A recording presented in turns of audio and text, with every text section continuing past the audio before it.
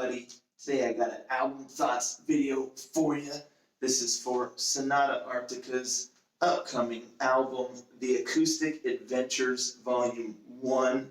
This bad boy is going to be released this Friday, January 21st, 2022. You know, the first thing I like to do is let's just take a look at the cover here. Really not too much to talk about with the cover. I mean, it looks cool. It's got the two acoustic guitars. It gets the point across that this is an acoustic album. It's got the signature Sonata Arctica blue colors there.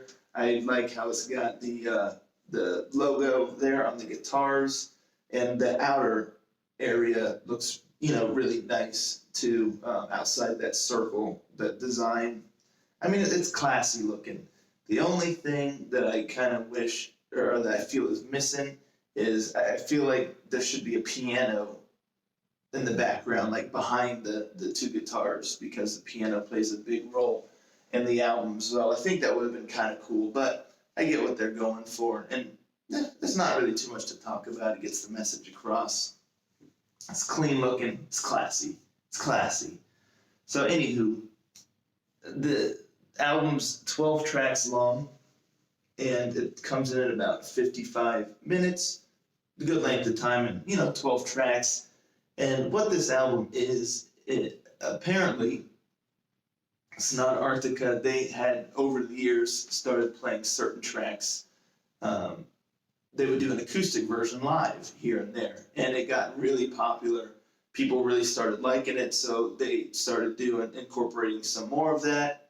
And then eventually it got to the point where they felt, hey, you know what? We enjoy this so much, the fans love it. Let's put together an album. So they took a lot of their live, fan favorites that they played acoustic, and then they did some others and put it all together for this album. But one thing I got to say is, don't think that, this is just an acoustic album where they have these classic Sonata Arctica songs, and it's basically just swapping out an electric guitar for an acoustic guitar and calling it a day. That is not the case whatsoever. It's really, really, really, really cool what they did here. They took every song, and they even said they took every song basically and reworked it from the ground up for the acoustic purposes. So it's not just the same exact song. A lot of the songs sound quite a bit different. I mean, they definitely have the essence. It's definitely the song that you know and love, but it's reworked to the point where it's almost, it is an entirely different song. It's got a different feel and everything to it. So it is really, really cool. And full disclosure, I have been a big Sonata Arctica fan for a long time. They were the band actually that got me into power metal. That was the first true power metal album or band that I got into.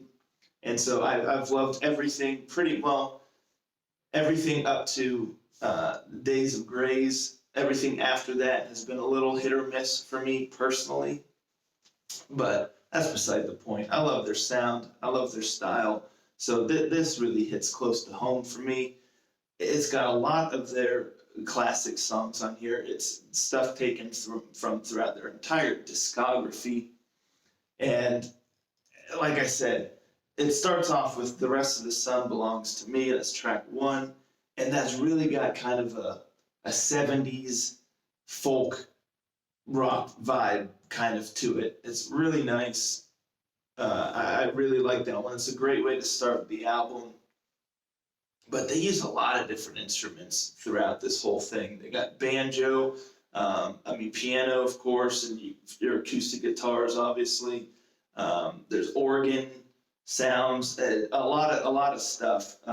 So, like for instance, track 3, A Little Less Understanding, really busts out with some banjo and some organ sounds to it.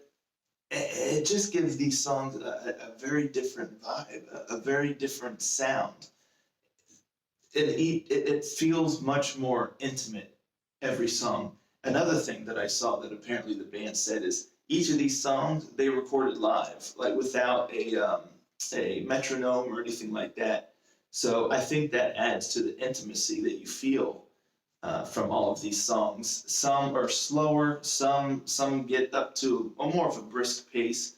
I'd say majority of them are in the medium to low tempo range, but there are a couple that pick up the pace quite a bit.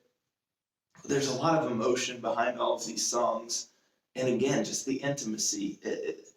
Tallulah track, was it 5?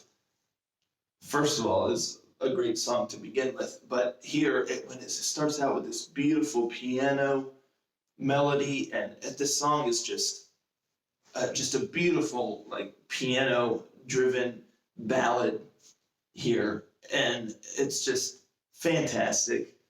And then you got "Don't Say a Word," which is already kind of a crazy song, but in this, it's the first song I would say that really, really like kind of picks up the pace, and it's kind of wild. This one, it really showed that Tony's, first of all, his vocals on this album are impeccable, just fantastic, and raw, but it's so good. But on this song, he really goes wild, almost to a theatrical degree with certain sections, with the way he does his voice, and kind of sounds maniacal at times. And it's just really cool. It's a really, really dynamic song. Then you have the 11th track, Wolf and Raven, which is another really quick tempo one. But the piano work in this song is mind-blowing. It just sweeping piano arrangements. Oh, it is just incredible. Just incredible. Long story short, this album, if you're a Sonata Arctica fan, you need to listen to this without a doubt, because it kind of turns a lot of these songs on their head and gives you a whole new perspective on the song, and it's just really fun to listen to. My first entire listen through of this album was more of just being interested in seeing the different takes on these classic songs, an acoustic version, but not only just acoustic, but the way that they've done it, kind of reworked them. But the second time, and subsequent times I've listened to it, I've appreciated it even more and more for just the songs that they are. I wasn't so focused on, like paid in full, like, how are they gonna translate this to the acoustic? Like, I wasn't thinking about that anymore, because all of these songs now are just their own songs. To me, it's not just an acoustic version of Paid in Full. For instance, it's its own new song for the most part. Just really fantastic. Everything here is just impeccable. The vocals, piano work, the guitars, the drums, just really, really great. I forget now which song. One of these songs. Which is it? Is it Paid in Full? It might be Paid in Full, but I could be completely wrong. I think it's Paid in Full, where the drums have kind of like a train beat, going. It's just really cool. It's just I kept grinning throughout this album because it just is fun. It's just really fun. Again, most of the songs I would say are mid to low tempo, but you have a few that pick up the pace some, get a little crazier. But just the band, you can tell, is really passionate about what they did here, and it shines through, and it's just excellent. I mean, that's the best way I can say it. Even if you're not a Sonata Arctica fan, I still would recommend checking this out. I mean, if you're averse to anything that's, acoustic or whatnot, then obviously I would say no. But if you like that sound, or, just something different, I highly recommend this album, because, again, all of these songs, they're just, each one is special in its own way, and they just did such a fantastic job. Like I said, even if you're not a Sonata Arctica fan, this isn't like the typical Sonata Arctica songs. It's just completely they just completely reworked them, and they just have a totally different sound, and it's just great, absolutely great. I wasn't sure what to expect going into this, but I'm a huge fan, and apparently they have a volume 2 on the horizon. But anywho, I want to say, you know how I like to give an example of a song for y'all or someone to listen to get their best, in my opinion, to get the best idea that you can of the album, whether you want to jump into it or not.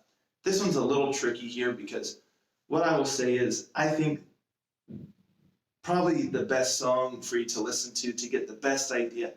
See, a lot of these songs, they're all very different. So it's difficult to say, oh, this song is the best example or that song, because some are slower, some are faster. They're all quite varied.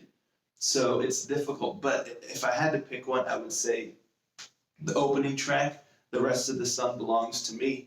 I think that would give just the best overall picture of what you can expect from the album, but by no means is that all inclusive or whatever of them all. So, but if I had to say one, and it just so happens that that was the single that they released, the lyric video is out there for that one. So I will put a link to that in the description below. But if I had to pick one song for y'all to listen to that I think is possibly my personal favorite, I like a lot of these. I mean, I like the whole album, but I have several favorites. But I would say the song not to miss, if you don't listen to this album at all, and you're like, okay, just tell me one song to listen to, because that's all I want to listen to, I would say Wolf and Raven. Don't miss that song. It is just absolutely incredible. So if you want a good idea of the album, check out The Rest of the Song Belongs to Me. I'll put the link to that single in the description below, because the album doesn't officially come out till January 21st. But if you only check out one of these songs, I'm telling you, Wolf and Raven, that's the one right there. Now, just a little fun thing that I wanted to do, since they announced that they have a volume 2 coming, I kind of wanted to, I put together a little wish list of 5 songs that I would really like to see on the next album. Well, first and foremost, I would like to see a Ecliptica song included on volume 2, because we don't get any here, unfortunately. But anywho, so the 5 songs that I would really like to see on the next album would be Full Moon, Flag in the Ground, The Cage, My Celine, and Cloud Factory. I think those 5 would be really cool. I would love to see that. But anywho, I'll leave y'all with that. Truly, don't miss this thing. It's just really cool. It's really different. That's all I can say about it. I thoroughly enjoyed it. I'm going to keep listening to this album, to be honest. It's really nice. That's it. That's all I got for you. When y'all hear the album or whatnot, or if you already have, let me know in the description below. What did you think of it? What did you think, and what would be some tracks that you would like to see on Volume 2 that were not included on Volume 1? That's it. Hope you all have a great rest of your day, morning, evening, what have you. Ranger, out.